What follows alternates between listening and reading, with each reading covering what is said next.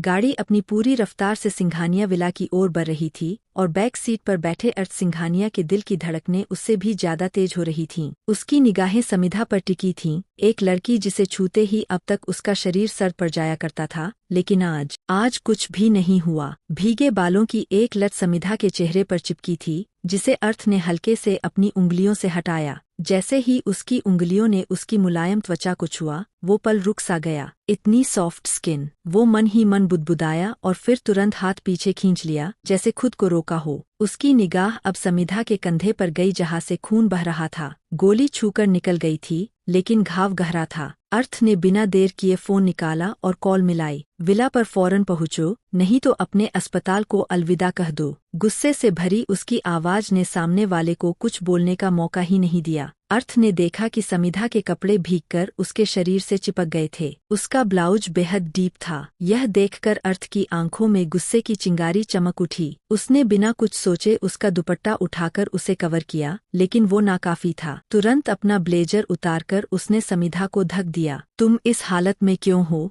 और किससे भाग रही थी? ये सवाल अब उसकी आंखों में तैर रहे थे। इसी बीच दूसरी ओर चंदाबाई के कोठे में कोहराम मचा था। राजू और मुन्ना चुपचाप खड़े थे। उनके सामने बैठी थी चंदाबाई, गुस्से में कांपती हुई। उसकी आंखें लाल थी और हाथ में एक हुक्का था जिसे वो लगातार खींच रही थी। एक लड़की नहीं संभाल पाए साले, आज उसकी बोली लगनी थी। अब किसे परोसूं अपने मेहमानों के सामने? उसकी दहाड़ के साथ मुन्ना को एक तमाचा पड़ा। मुझे हर हाल में वो लड़की चाहिए, उसका हुक्म था। अब चंदाबाई की नजरें अर्थ तक नहीं, समिधा तक पहुंचने की तैयारी में थीं।